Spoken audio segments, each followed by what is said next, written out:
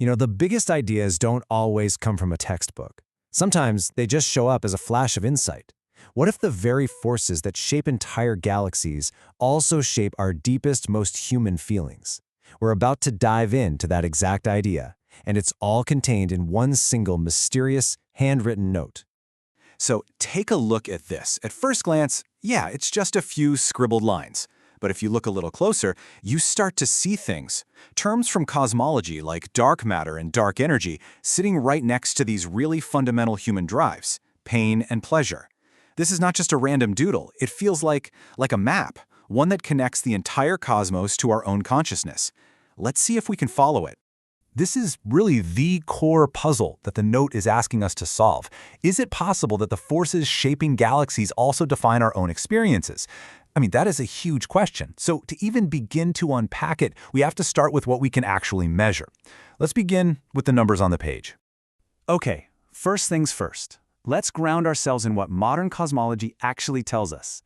The note offers some really specific numbers about what the universe is made of, so let's see how they stack up. So, according to our best scientific models, this is pretty much the breakdown of everything. Just 5% is the ordinary matter that we can see and touch. About 25% is this invisible stuff called dark matter, which we can only detect because of its gravity. And then there's the rest, a massive 70%, which is the even more mysterious dark energy. And get this, these are the exact percentages written on the note. Now, what's really fascinating is how the note groups these first two things together.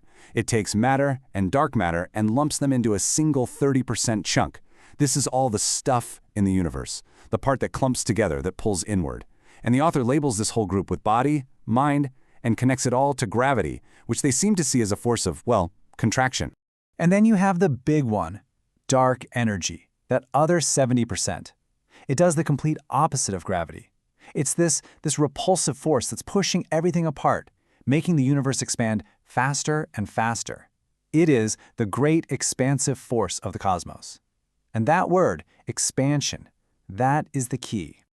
Okay, so we've got our cosmic foundation, right? A 30% contracting force and a 70% expanding force. Now, let's flip over to the other side of the note and see how this becomes a human pattern, because this is where things get really interesting. Right here, the note makes this incredible leap. It suggests that the exact same 30-70 split exists inside of us. About 30% of our drive is to hide from pain. It's a contracting, protective instinct. But the dominant force, the other 70%, is our drive to seek out pleasure, an expansive, exploratory force. It's basically a theory of human nature that mirrors the cosmos.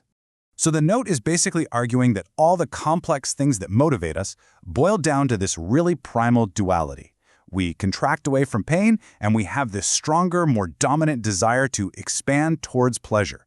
It's a simple but powerful idea, and it happens to perfectly mirror those cosmic forces we just talked about.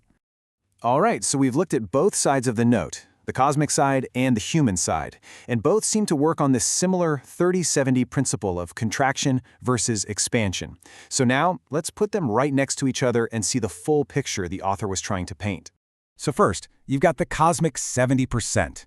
That's dark energy, the force that's pushing the entire universe outward, expanding it.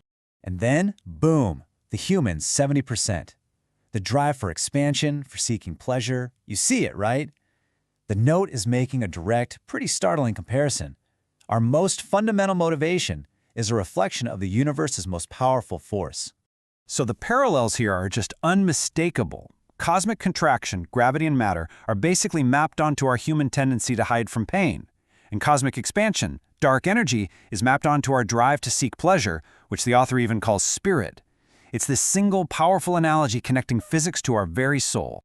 So, what does this all add up to? Well, the note isn't just drawing a few clever parallels here and there. It's actually sketching out the framework for a kind of unified model of existence, connecting the largest scale we know, the universe, to the most intimate scale there is, our own consciousness. And here it is, the full model laid out. In the cosmic world, you have matter versus dark energy. In the human world, it's hiding from pain versus seeking pleasure. And on a metaphysical level, it's the body and mind versus the spirit. Each of these realms follows that exact same 30-70 split between contraction and expansion. It's just a beautifully simple and kind of profound structure. The logic becomes really clear when you spell it out. Step 1.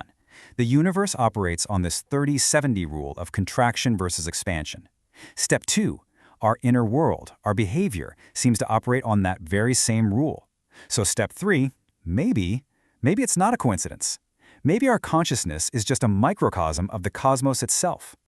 And that brings us right back to where we started. This simple note. It doesn't really look like a random collection of words anymore, does it? It looks like an attempt to sketch out a unified theory of everything, from gravity to the human spirit, all on one little piece of paper. So this is the ultimate question the note leaves us with. Is that push and pull that we feel every day in our lives, that tension between hiding and seeking, is that a fundamentally universal force? Are we just living, breathing reflections of a cosmic blueprint? It's a staggering thought, and it was all sparked by a few lines on a piece of paper.